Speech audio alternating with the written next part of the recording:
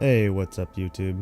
It's Greg here, and today I'm going to be attempting, well, this is part one of my attempt at the class challenge for Dark Souls. The recent remaster just came out not too long ago, so I, thought I'd check it out. I already had the Prepare to Die edition, so it was 50% off, so I figured, yeah, why not? And, let's see. No. New graphics are nice. Well, improved textures, I suppose. Frame rate is really nice. So this challenge was put forth to the community by a YouTuber by the name of ENB, or EpicNameBro. It's a pretty old challenge, actually. I attempted it on my own long ago, and at the time I used the Thief class. I did pretty good with it. I didn't do any of the DLC, and I kind of had to hit a brick wall with the Four Kings. So this time I'm trying the Wanderer set, which well, I don't know. I've actually never started as the Wanderer, so we'll see.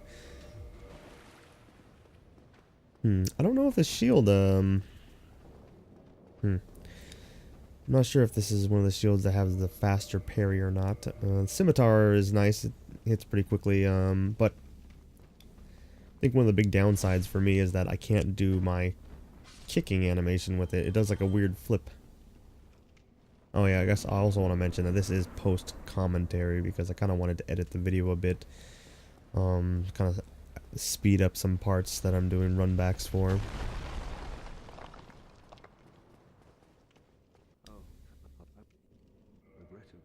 So actually, I guess to explain what the challenge is, basically you pick a starting class, and whatever that starting class starts with, or whatever you get in this starting area, that's all the equipment you are allowed to use.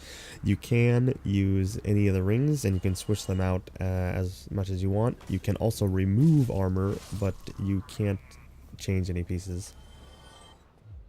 The removing armor comes in handy if you're going to try with the knight class or something, because otherwise you're going to be, I think with the knight you do fat roll, so it's, yeah, God, I think unless you took a lot of this stuff off, you're going to be, you know, at least mid rolling for the most part. And I wanted to be fast rolling for this, since, you know, you can't level up at all with this challenge, so you have to, you know, you want to play kind of safe, and you want to roll for the most part. Another part of the challenge is you can upgrade your weapons and armor, but you can only do basic or you can only use Andre or Rickart's upgrade paths. You can't use any of the fire or lightning or crystal stuff. So basically you can't use the giant blacksmith, and you can't use I don't remember the little skeleton guy's name. Vamos? Something like that.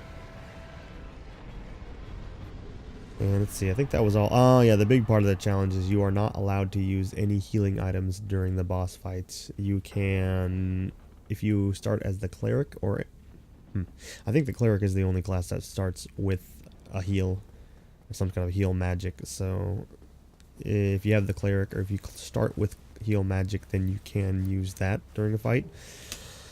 But it's so slow, I don't think it'd be that useful, to be honest.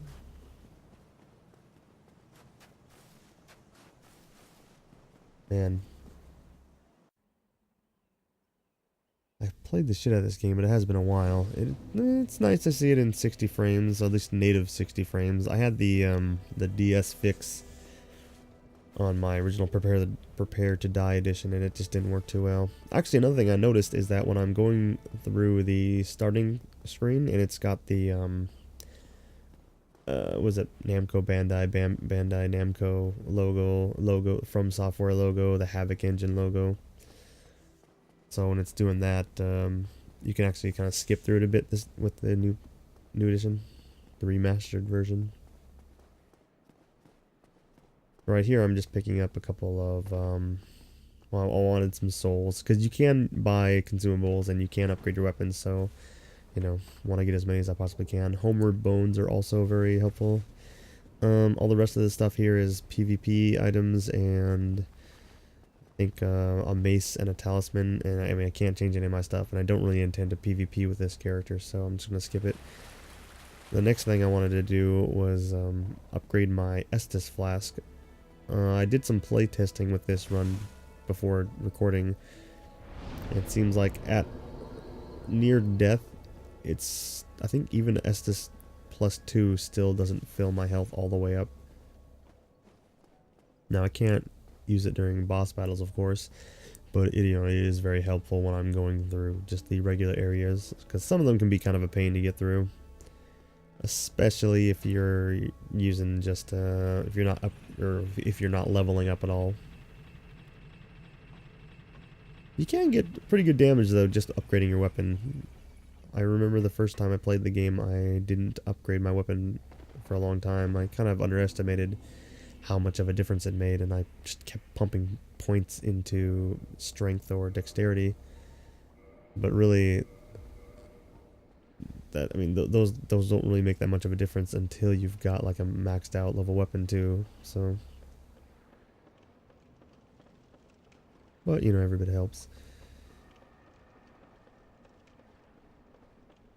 Let's see, I was really worried about dying here. Actually, because well, usually I'll just suicide because I don't really care about the souls, but I really wanted to keep my souls from the first boss, so I homeward boned out of here.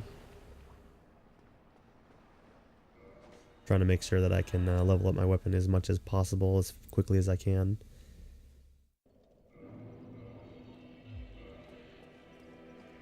And there I was just checking to make sure I actually picked up the soul, because I've done that before and not had it get picked up.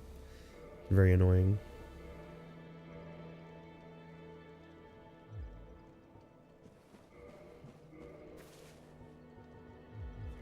I'm still trying to think. I think the raw upgrade path might be the best way to go, since I'm not going to be upgrading any of my, dexterity or whatever. I'm not leveling up at all. I think raw would be pretty good. Resins are also really important for the challenge run.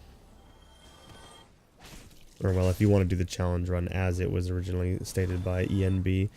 I think for some people who are really good at the game, they like to give themselves more challenges, such as maybe not upgrading at all or not using any resins. Still haven't decided if I want to use the Ring of Favor and Protection, because it's kind of like it's leveling you up.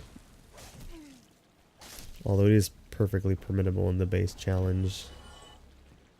However, once you put it on, if you take it off, it breaks, and I think maybe having the versatility of 2 ring slots might be more advantageous. Oh yeah, I forgot about that. That rat...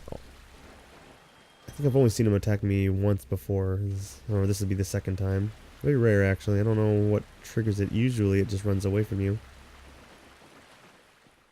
Actually, right there, though.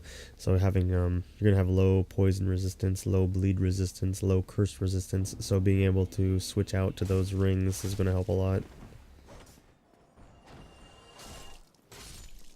And I guess I can skip Havel's ring. I always hate having to fight Havel. I remember the first time I played this game, I tried to beat him. My friend told me about him, and I tried to beat him before I did any of the other bosses. Like, that was just the first thing I tried to do, and I must have fought him, God, dozens and dozens and dozens of times, and I just could not kill him. That was my first time playing any of the Souls games, though, so I was not really good. It takes a while to get good at these games. Once you do, it's pretty satisfying. It's probably my favorite game of all time, Dark Souls. It's not even... I mean, there's a lot of problems with it too, but I still do love it. I love the combat, and again, the combat's not even that great either. It's pretty simple. I mean, you wait for an attack, or wait for an opening, then you attack. Sometimes you circle around, sometimes you parry. But I remember my friend telling me, oh, if you like Dark Souls, you should try The Witcher 3.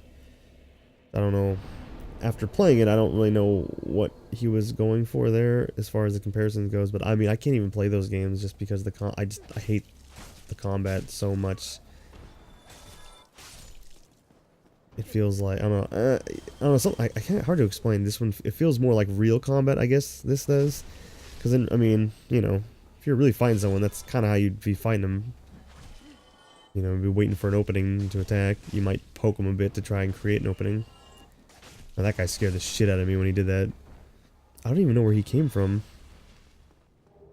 Unless he came from like that lower area. I don't know.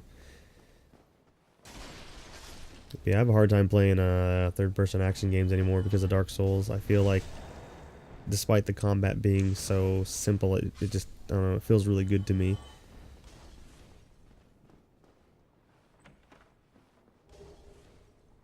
And bombs, that'd be pretty helpful. I remember another thing on my first run of this game way back. I tried to parry every enemy for some reason. I don't know why. But I kept, I don't know. Must took me hours to get through this first area. And I'm talking just to get to the Taurus demon? Is that the one on the bridge? Yeah, it took me forever. It's funny too, because I try to introduce my friends to this game,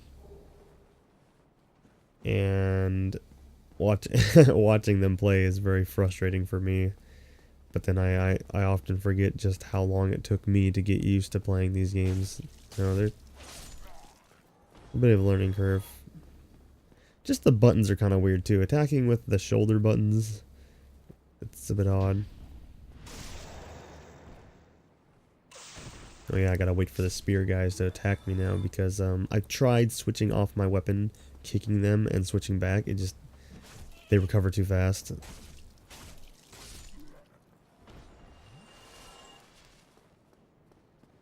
gonna have to work on my parries if I want to get through this game, or the later levels.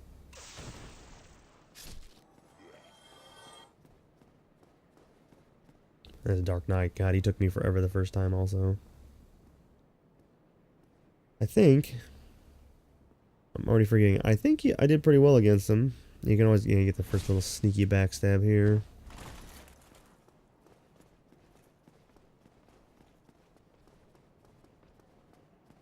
Even from the first time I played this game, I always pulled him back to this bigger area. I'm curious if anybody else, their first time, they actually tried to fight him in that small hallway or not.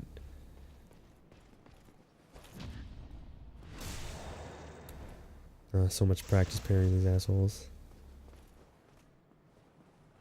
If your timing is good, you can basically just chain backstab him and keep him on the ground. I think I mess up a couple times. Oh, yeah, well. But then just parry him. Actually, I have to check. I don't think the scimitar has bleed damage on it. I really wish it does. Or did. I'm pretty sure it doesn't, though. I actually really like the bleed damage concept in these games. I've always been a fan of kind of status effect type things. I like the poison, I like bleed. Like RPGs, I like stuff like that too. I like, you know, doing burn damage or poison damage or something like that, or bleed damage. Always fun. Not as good as using those types of tactics, but I do like them.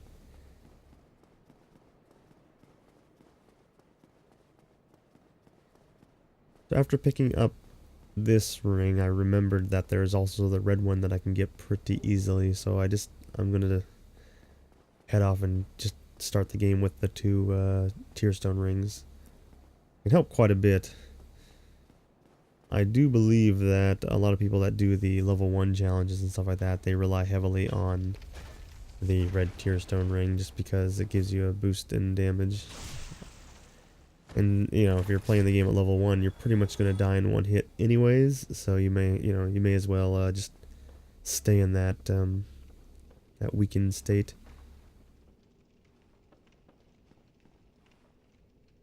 I don't remember if the blue Tearstone ring activates halfway through an attack or not. Like if you're taking a hit that would kill you, and then will the ring activate before it kills you? I think it does, but I'm not 100% sure. Havel.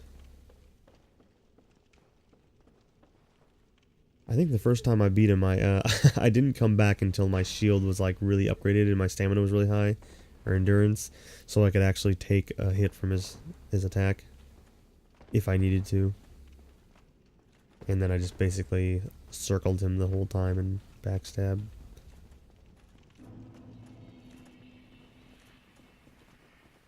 For this first video, I actually skipped the Taurus demon completely and just go straight to the gargoyles. I am going to go back and kill him though. But, I figure gargoyles would be a good first episode. Although the video ended up being quite long though.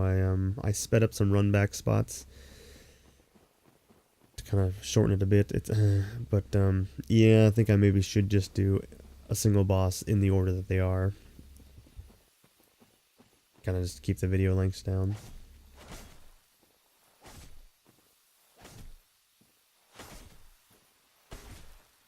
I didn't realize these things were so hard to kill.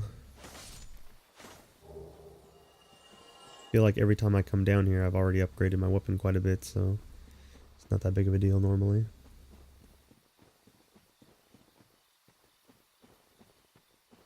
I really like the atmosphere of this game.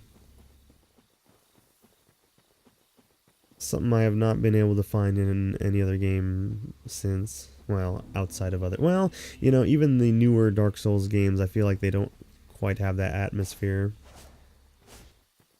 I kind of like Dark Souls 2 and 3, but I don't know, I don't like them as much as 1. I like Bloodborne quite a bit.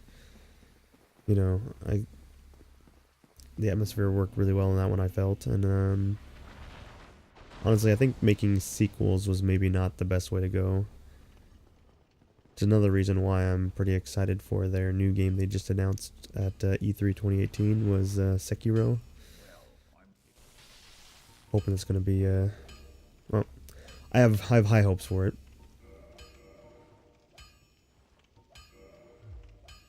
Alright, so I'm just going to upgrade my weapon as much as I can here. I think it's going to be a +4, and then I'm going to do a speed up the video a bit for my run back.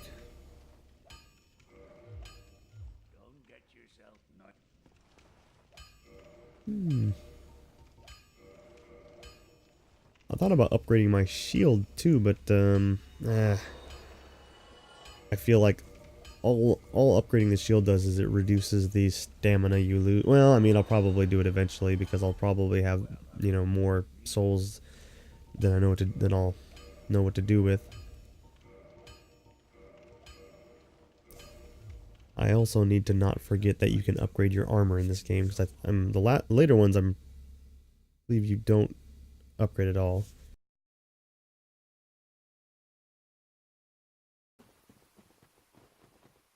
So I'm gonna skip this guy here because I mean, I don't need anything from him, and he's just a pain in the ass to kill, really.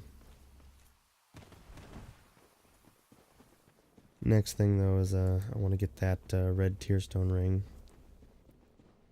Actually did a couple of practice runs getting past the drakes down here, and well, every time I got by pretty easily, so I don't know, I feel like I've tried to do this before in the past, but it hasn't worked out so well. I almost fell down the hole there too.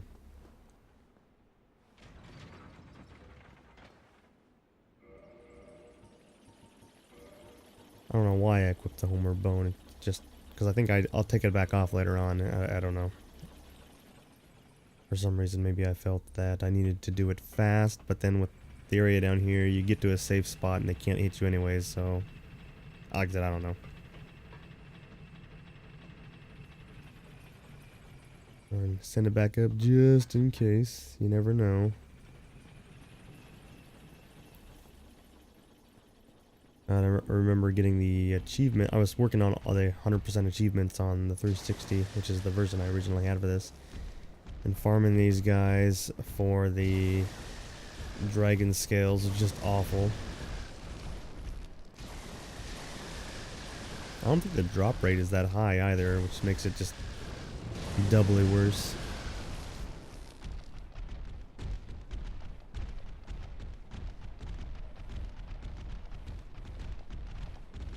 Okay, so I got the ring. Homer bone out of here, and then I'm gonna speed the video up not one more time. I'm gonna do it a couple times, but I'm gonna speed it up again right here. So I will see you when we get back.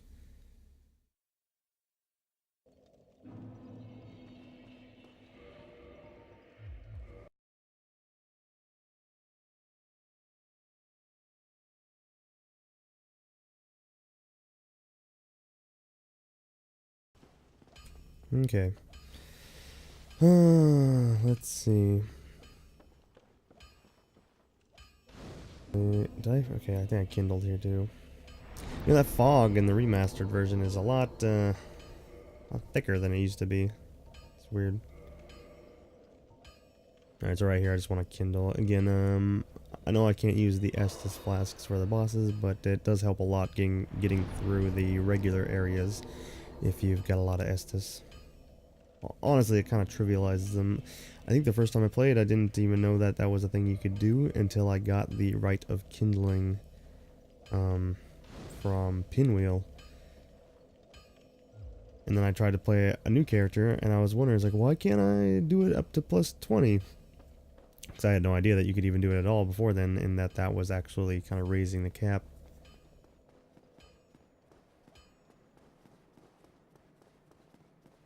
I haven't, in my playtesting, I tried to kill the Hellfire Drake on the bridge. Ugh. Not even worth it, really, I guess. I guess if I did a level 1 run, might be worth it to get his tail. But I don't know. I did a level 1 run way back, and well, what I did that time was I kind of did a suicide run down to was it Vamos, and opened up his upgrade path for fire. And I think there are a couple of the green Titanite shards you can get pretty easily too. So I kind of just had fire was my main attack for most of the game until I got my lightning. You hear level 1 or soul level 1 run, and you think, oh, it's got to be really difficult, but I don't know. Like, while the game has a kind of a high learning curve as far as the combat goes, I mean, it definitely has that old school feel where once you've memorized, you know, enemy attack patterns, it's really not that bad. I suppose one advantage one big difference, I suppose, from this game and maybe older games like, I don't know, Mega Man or something. Whereas the bosses, you know, the AI was pretty simple, so they stuck to a very, they only had so many patterns that they could do. But in this game, you know, the AI is a bit more advanced, so they have a lot more options that they can choose from. And sometimes that can work in your favor, sometimes it can work greatly against you. I think the Capra Demon is a good example of that. And well, the Capra Demon and the two dogs that accompany it, you know, they have a number of different kind of actions that they can use depending on, you know, player position, and, you know, I think they might also input. Yeah, actually I don't know if they input read. Maybe it's mostly just based on position, but you know, it makes it really hard just entering the room for the Capra Demon. Actually, on my playtesting, I had a really hard time finding him, just because there was a number of times where I would just get stuck between two dogs and the Capra Demon, and I just couldn't roll away. Like, if I could heal, it wouldn't have been a problem, but not healing really makes a big difference.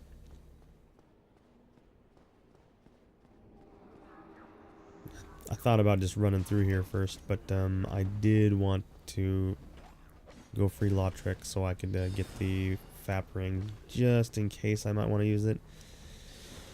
I'm going to really try not to, because like I said before, it really kind of eats into the utility you can get from having two different rings. And I don't know, I mean, it does give you quite a bit of extra health and stamina, but then, I don't know. I think my character is level 3. Yeah, the Wanderer is soul level 3, so I don't know how much of an advantage that could be over something like the Curse Bite Ring or the Poison Ring for those certain areas. Or is there a yeah, there's a magic resistance ring. Because you kind of want to use that, and then I guess the big ring for me is going to be the red Tearstone ring. I kind of want to always have that equipped. Oh yeah, this surprised the hell out of me. Like, I don't think I had ever been attacked by this guy before. And I was like, oh, I don't think I've ever seen him use his spear. Apparently does a lot of damage, and also it spins and does multiple hits too. So, all right, here's another run back.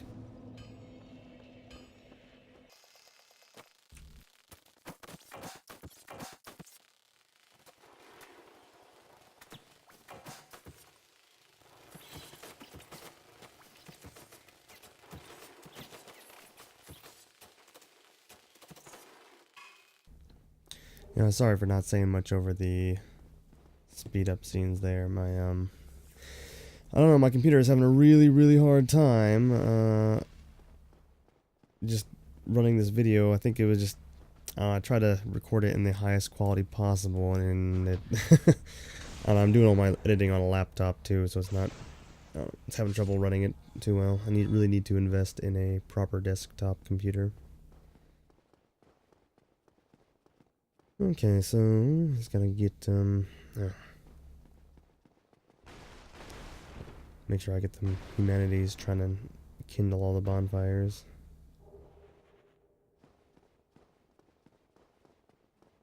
You know, I gotta say I don't really like the scimitar that much. I guess it's not a weapon I've ever really used either, so I'm just not used to it. But yeah, I just never really liked it that much. Probably why I never bothered to pick the Wanderer. Although, to be fair, there's lots of other classes I never really picked at the start either. I think I mostly ran as Pyromancer was always my favorite.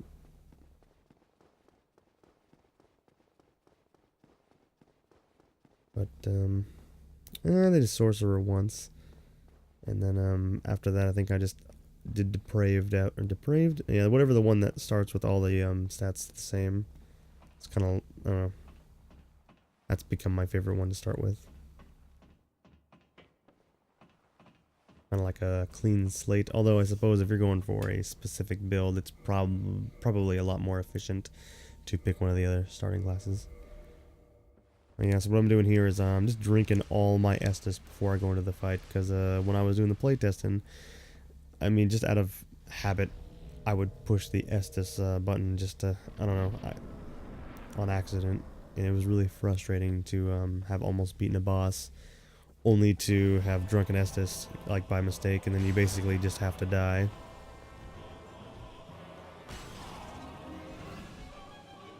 Yeah, the rolls in this game, actually, I was having a hard time getting used to. I'd have to go back and look at it now, but I feel like when I was playing through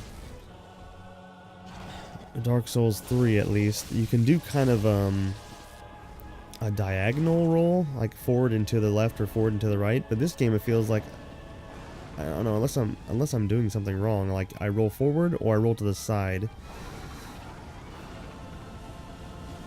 The jump has also been another thing too. Like, I've been accidentally jumping a lot. I think I need to go into the options and see if they added the ability to map the jump button to the L3 trigger, or L3 joystick button. I really didn't like that at first, but just kind of got used to it after a while, I guess. So right there was not a... was close, but could have been better. Alright, so yeah, one more salty run back, and then we're finished.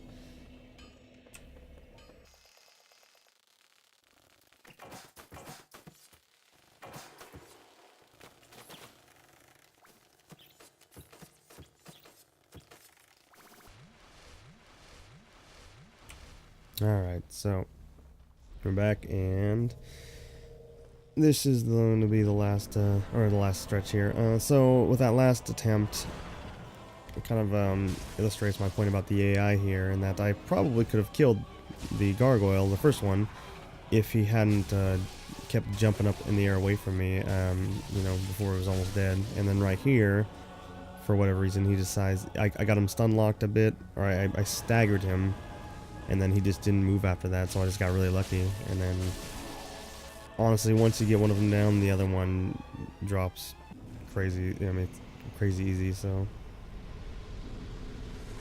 Alright, so there is my first video for my class challenge, the EpicNameBro class challenge. It went pretty okay, only had really one big setback, well, but yeah.